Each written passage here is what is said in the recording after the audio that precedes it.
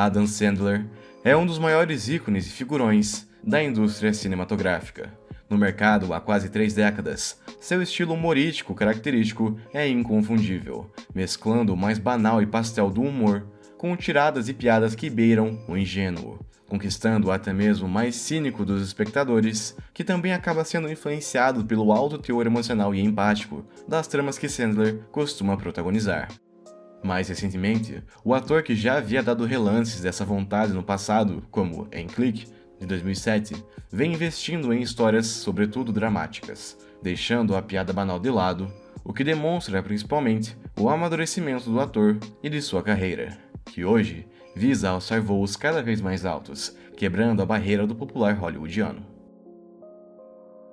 Contudo, se engana quem pensa que o ator se limitou ao pastelão no passado. Muito pelo contrário, ele sempre foi conhecido como um ator de grande talento, apenas resolveu dedicá-lo para essa fatia mais simples do humor. E um bom exemplo disso é O Paizão, que apesar de se situar nessa primeira parte da carreira de Sandler, ainda se concentrando na comédia, ainda assim já consegue transmitir uma carga dramática e o talento do ator, que viria a começar a virar a sua carreira apenas em meados da década seguinte. Sonny Koufax, vivido por Adam Sandler, é um advogado aposentado precocemente e que trabalha apenas uma vez por semana em um pedágio de Nova York. Tendo se aproveitado de uma brecha na lei de previdência para deixar de trabalhar, o protagonista vivia uma vida relativamente fácil e muito preguiçosa com sua namorada, Vanessa, a qual se ressentia do fato do namorado ter se tornado um homem tão acomodado e sem quaisquer planos, muito diferente daquele que havia conhecido durante a época de faculdade. Ao passo em que Sonny se ressentia dela por ter se tornado tão fria, adulta e distante, desejando que ela voltasse a ser a garota devassa de antes. Quando Vanessa sai para uma viagem a trabalho e avisa que o casal conversaria quando ela retornasse, Sonny percebe que ela provavelmente terminaria com ele por todas essas razões. E para tentar contornar essa situação, percebe que precisa assumir responsabilidades e voltar a ser o homem adulto outrora admirado por Vanessa. Agindo dessa forma desesperada, Sonny, ao atender por acaso o filho perdido de um amigo, resolve que seria uma boa ideia adotar temporariamente a criança, mostrando assim para sua namorada que ele era uma pessoa diferente de quem ela pensava. O que parece ser uma boa ideia na teoria, mas na prática se prova como uma grande bagunça. Julian McGrath, o menino de apenas 5 anos de idade, se mostra como uma presença muito doce, mas também muito ingênua, pois precisa aprender muitas coisas básicas sobre como se portar como um menino com Sonny. Após ter perdido a sua mãe para um câncer, a esperança era que encontrasse e fosse acolhido por seu pai biológico, um amigo de Sonny, que o leva até o protagonista, que de forma impensada, irresponsável e leviana, passa a tratar o garoto como se fosse seu próprio filho, sem perceber que isso traria também um conflito que possuía consigo mesmo, e que nunca tinha tido coragem de lidar.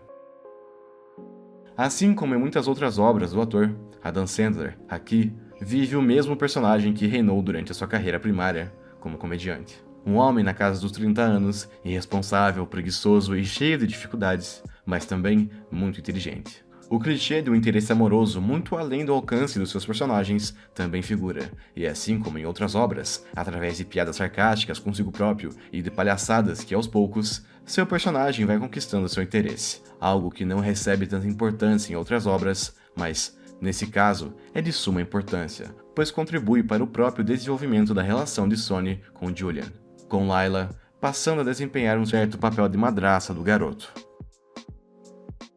A conversa com Vanessa acende um alerta na mente de Sonny, que percebe o destino trágico que lhe aguardava quando a sua namorada retornasse para a cidade, o que leva à conversa com seus amigos e à conclusão que tem acerca de suas intenções. No entanto, é apenas com a chegada do garoto que uma verdadeira mudança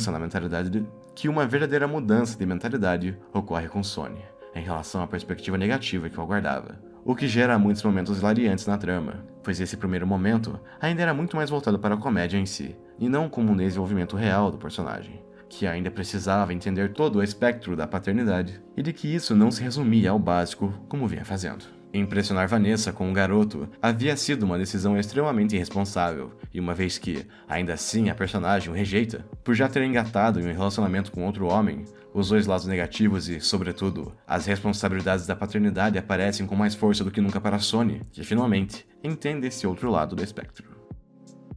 Sendo um personagem desleixado, preguiçoso e irresponsável, Sonny nunca havia sido capaz de cuidar nem de si próprio. E não tarda para que essa inexperiência também se manifeste em sua relação com Julian, pois ações simples lentamente começam a ser negligenciadas, como o fato de tomar banho, por exemplo. Isso acende um certo alerta nos demais personagens que interagem com o garoto, como no pai de Sonny, por exemplo, pois fica implícito que todos se preocupavam com o bem-estar e também com a segurança do garoto, visto que Sonny visivelmente não estava preparado para lidar com a situação. No entanto, a trama não toma um caminho mais complexo ou realista, mas se utiliza desse desleixo/irresponsabilidade do protagonista apenas para incitar o humor, o que acaba dando certo no fim e aliviando o peso negativo que se percebe com as piadas homofóbicas durante a trama, que nem podem ser classificadas como maldosas, mas ainda assim podem incomodar as audiências mais sensíveis, a depender da interpretação. Diante da necessidade de cuidar do garoto, agora que havia chegado o preço da responsabilidade, ressurgem também muitos dos problemas e dilemas que Sonny guardava dentro de si e que vinha negligenciando. A vida adulta enfim se mostrou presente, e junto com ela, a necessidade de assumir compromissos, evitando assim os términos prematuros e em virtude de sua atitude, como com Vanessa, e de voltar a ter um emprego estável. O protagonista, em certos relances, se mostra como um prodígio na área de direito, mas simplesmente se recusa a atuar como tal, o que confere muito desrespeito e até mesmo certa vergonha de amigos e familiares, que veem com maus olhos essa atitude, pois reconhecem seu verdadeiro potencial, mesmo que o próprio Sonny não o faça.